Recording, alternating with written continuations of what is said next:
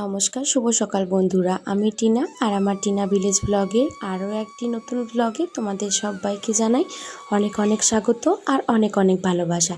আশা করছি আমার এই ভিডিওটি তোমরা যে যেখান থেকেই দেখছো সবাই অনেক সুস্থ আছো আর অনেক ভালো আছো। আর তোমাদের ভালোবাসায় আমি অনেকটাই ভালো আছি। আজকে 6টার সময় ঘুম থেকে উঠেছিলাম, আর ঘুম থেকে উঠে ঘড়ির দিকে তাকিয়ে তো মাথাটা ঘুরে গেল। ভাবছি যে 6টা থেকে উঠে সংসারের কাজগুলো কিভাবে করব। তবুও জানো তো, ঠিক সময় মতো একটু বুদ্ধি খাটিয়ে কাজ করলেই গুছিয়ে অথচ সময় মতো কাজগুলোকে কমপ্লিট করে নেওয়া যায়। তো দেখো, সকালে ঘুম থেকে উঠে প্রথমেই আগে ঘরটা ঝাড় দিয়ে নিচ্ছি। বাসি ঘর থাকলে কোনো কাজেই মন বসে না। আর আমার শাশুড়িমা যেহেতু বাড়িতে নেই, তাই প্রতিটা কাজের দায়িত্বই আমার ওপরেই আছে। আর এদিকে আমি আমার বরকেও ডাকাডাকি শুরু করেছি, বলছি উঠে পড়ো, নয়তো কিন্তু অফিসের আবারও দেরি হয়ে যাবে। তো চলো বন্ধুরা, আজকের ভিডিওটি তোমাদেরকে সাথে নিয়ে শুরু করলাম, আর সম্পূর্ণ ভিডিওটা স্কিপ না করে দেখার অনুরোধ করলাম তোমাদের কাছে।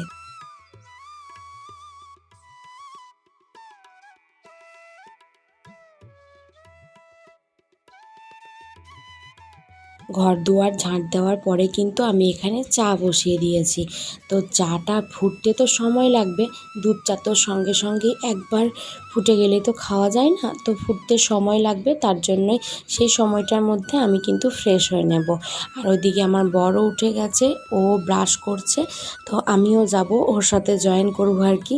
তো দেখো, এখানে ওর ব্রাশ করা হয়ে গেছে, আর আমি এখানে এখন মুখটা ধুয়ে নিচ্ছি।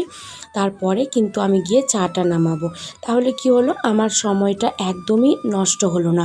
এদিকে আমার চাটাও হয়ে গেল, ওদিকে আমার ব্রাশটাও হয়ে গেল। আর এখানে দেখো, চাটা খাওয়া দাওয়া করে কিন্তু চলে যাচ্ছে বর অফিসে। আর বাবু ওকে ছাড়ছে না, বলছে যে আমি একবার বাইকে উঠবো। তো সচরাচর কিন্তু আমার ছেলেটা এরকম বায়না করে না, তবে যাই হোক, একদিন ইচ্ছা হয়েছে হয়তো। এই যে দেখো, ও আমার কোলে বাবুকে দিয়ে দেবে, তারপরে কিন্তু অফিসের জন্য বেরিয়ে যাবে।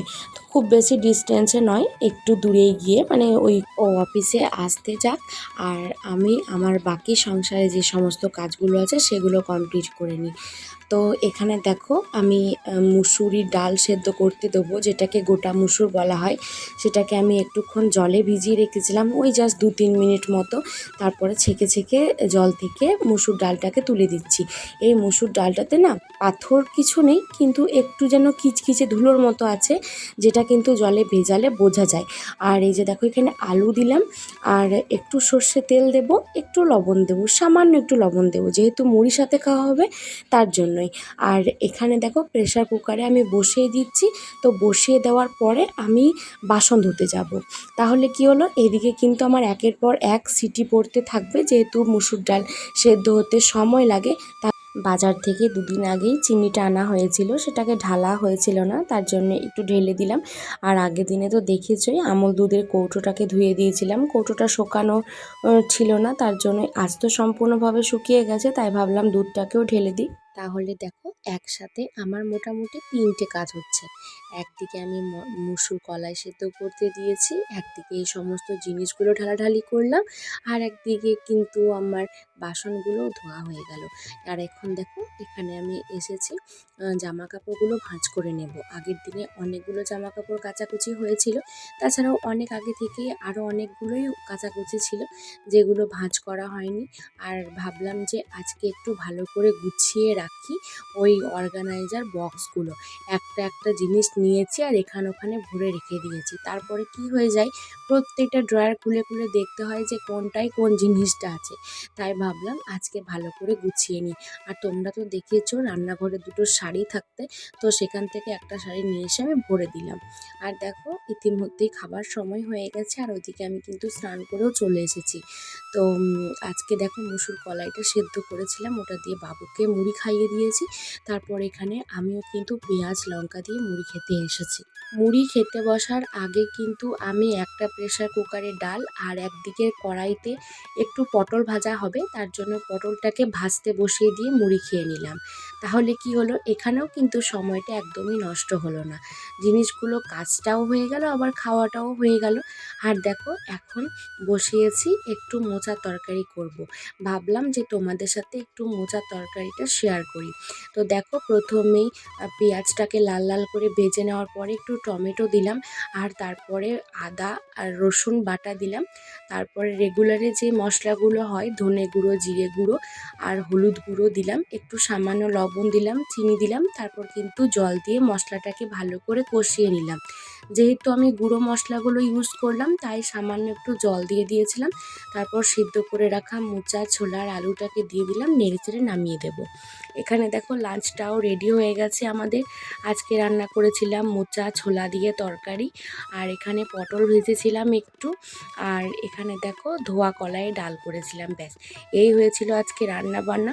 আজ তো আর বেশি কিছু হয়নি। আর বাবুকে খাওয়ার সময়ই একটা ডিমের পোচ করে দিয়েছিলাম, ও সিদ্ধর থেকে পোচ খেতে বেশি ভালোবাসে।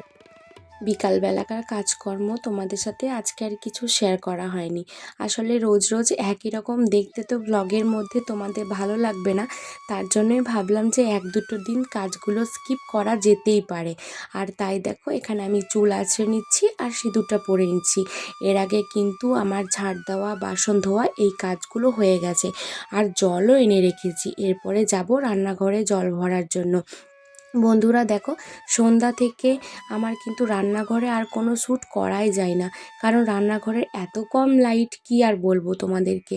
তার জন্যই ভাবছি যে রান্নাঘরের লাইটটা একটু চেঞ্জ করব। তাছাড়াও রিং লাইট কিনে নিতে পারি, কিন্তু রিং লাইট কিনলে ধরো সব জায়গায় তো আর কানেকশানে দেওয়া যাবে না। তার জন্যই ভাবছি যে রান্নাঘরের লাইটটাকেই চেঞ্জ করে দেব, তাহলে যদি একটু ভালো ছবিটা আসে। ভালো ছবি আসে না তাই আমি আর তোমাদের সাথে শেয়ারও কিছু করতে পারি না। একদিকে দেখো ভাত চাপিয়ে দিয়েছি, আর একদিকে গ্যাস দুধ গরম করতে বসিয়েছি। দুধ গরম হয়ে গেলে চাটাও বসিয়ে নেব। ততক্ষণে আমার বড় চলে আসবে অফিস থেকে। তো বন্ধুরা, আজকের এই ছোট্ট ভিডিওটি তোমাদের কেমন লাগলো অবশ্যই কমেন্ট করে জানিও। আর হ্যাঁ, একটা লাইক করতে ভুলো না কিন্তু। চ্যানেলে যদি নতুন বন্ধু হয়ে থাকো তাহলে আমার চ্যানেলটাকে সাবস্ক্রাইব করে পাশে থেকো। আজকের মতো টাটা।